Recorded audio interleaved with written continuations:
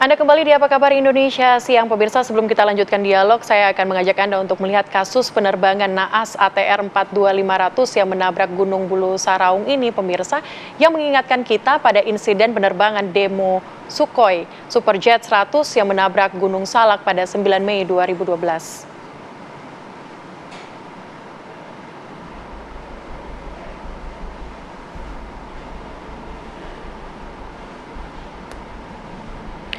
Ya pemirsa, kita tahu 45 orang meninggal dunia akibat insiden itu. Diduga kecelakaan saat itu terjadi karena percakapan yang tidak berhubungan dengan penerbangan. Selain itu juga dugaan pengabaian Terrain Awareness Warning System (TAWS). TAWS adalah sistem keselamatan pesawat yang memperingatkan pilot tentang potensi bahaya medan, seperti gunung, bukit, dan jenis medan lainnya.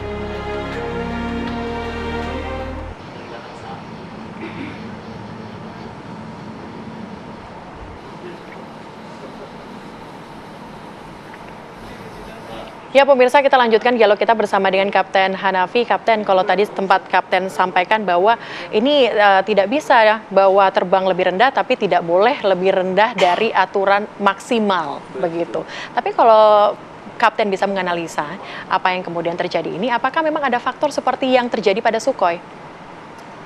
Yang terjadi pada Sukhoi, dia tidak menguasai medan.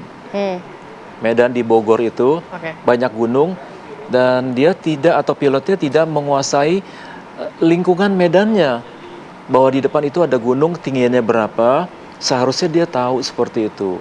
Tapi karena dia bukan orang Indonesia dan dia tidak biasa terbang di situ, seharusnya dia percaya dengan instrumen yang ada pada saat itu, yaitu namanya GPWS, yang mana di situ akan ada suatu alarm atau peringatan apabila di depan ada gunung, maka akan dikasih tahu seperti hati-hati di depan ada gunung, hati-hati di depan ada gunung, naik, itu bahasa Indonesianya seperti itu.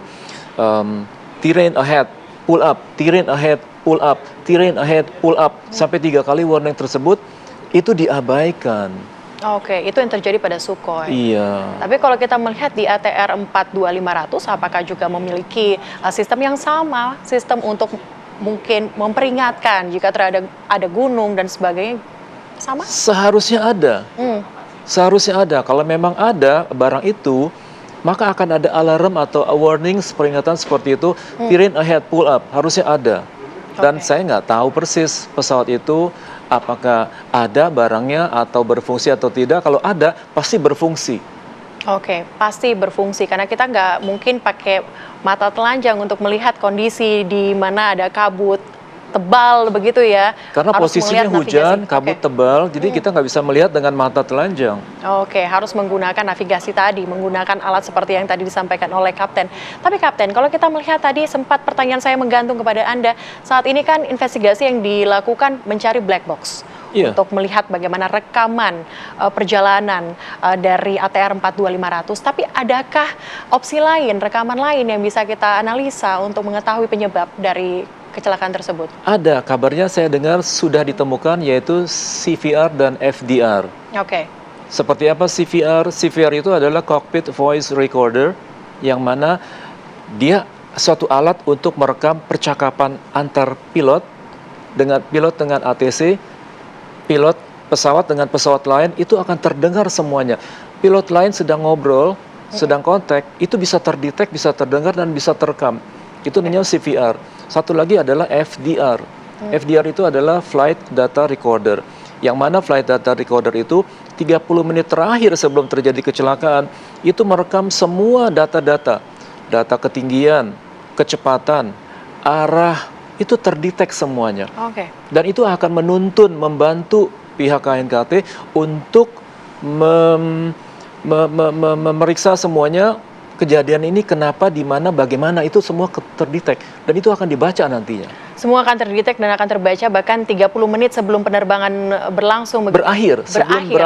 Oke, baik. Tapi ditahan dulu. Nanti sebelum kita bahas lebih lanjut, saya juga akan mengajak Anda untuk melihat pemirsa bagaimana kemudian kondisi ATR 42500 di mana 2 hari sebelum kecelakaan pesawat milik Indonesia Air Transport tersebut, sebuah pesawat berjenis sama, yakni ATR 42500 juga, ini tergelincir di Bandara Simberi, Papua Nugini.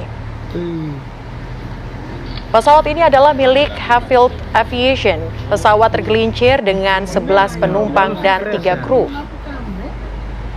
Penerbangan itu terbang dari Port Moresby ke Simberi untuk melayani penerbangan charter. Seluruh penumpang berhasil selamat namun pesawat mengalami kerusakan. Saat itu, cuaca di lokasi buruk dengan angin kencang dan hujan yang cukup deras. Balus crash lo Simberi Airport.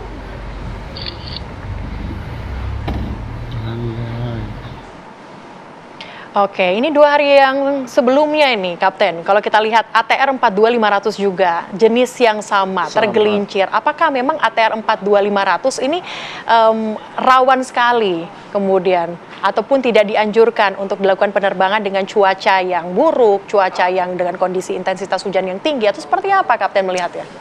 Itu hanya kebetulan saja. Oke. Kok kenapa kebetulan 2 pesawat yang sama tipenya dalam jangka waktu yang sangat dekat sekali terjadi di wilayah Indonesia juga? Saya rasa itu hanya faktor kebetulan.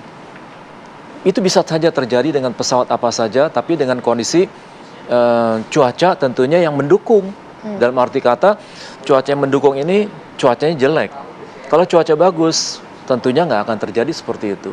Oke, tetapi begini, Kapten, apakah bisa kemudian seorang pilot mengeluarkan situasi darurat Mayday ketika terjadinya kondisi seperti yang kita lihat di ATR 42500 yang terjadi di Maros, Sulawesi Selatan? Mayday itu baru diucapkan, disebutkan apabila pesawat itu memang terjadi suatu emergency. Emergensinya sudah masuk ke kategori yang sangat krusial sekali. Contohnya 2 mesin mati. 2 mesin mati, yang itu yang harus dilakukan adalah Mayday tadi. Itu jalan yang paling akhir yang diucapkan oleh sang pilot. Kalau misalnya pesawat itu tidak mengalami emergency yang fatal, tidak akan mungkin keluar kalimat Mayday tadi seperti itu. Berarti kalau analisa dari Kapten, ini tidak terjadi situasi yang fatal sebelumnya? Tidak. Oke, karena tidak dikeluarkan situasi darurat atau Mayday tadi. Betul sekali. Oke, tapi kalau Anda melihat sebagai pilot senior yang ada di Indonesia, Anda melihat bagaimana kemudian kondisi keselamatan seberapa kuat, kemudian pengamanan sistem keselamatan yang ada di penerbangan Indonesia? Sangat bagus, sangat dijaga sekali. Dan sebenarnya semua airline yang ada di Indonesia, bahkan di dunia sekalipun, itu tidak akan mungkin terbang apabila pesawat itu tidak laik. Dan semua itu akan dicek oleh teknisinya sebelum berangkat, dicek seluruhnya dari bahan bakar, dari oli, hidrolik, sampai ke tekanan angin ban itu sendiri. Itu diperiksa semuanya. Setelah diperiksa semuanya sudah satisfied, ditandatangani oleh tekniknya, dan setelah itu pilotnya pun juga ikut mengecek. Mengecek di dalam, mengecek di luar. Kami bagi tugas, si kapten tugasnya mengecek di dalam, si co-pilot tugasnya ngecek di luar lapangan atau di luar pesawat. Dan semua itu harus dilakukan setiap kita mau terbang. Oke, baik. Harus ada pengecekan gitu ya? Betul. Untuk menjaga kondisi dan juga keselamatan selama penerbangan. Betul. Terima kasih Kapten Hanafi sudah bergabung bersama dengan kami. Terima kasih juga Mas Reski sudah bergabung bersama kami di Apa Kabar Indonesia siang kali ini. Dan pemirsa, hujan deras membuat volume air di Kali Buntung ini kemudian debit airnya makin tinggi, tepatnya di Yogyakarta. Kami akan hadirkan informasinya untuk Anda usai jeda. Tetaplah bersama kami di Apa Kabar Indonesia siang.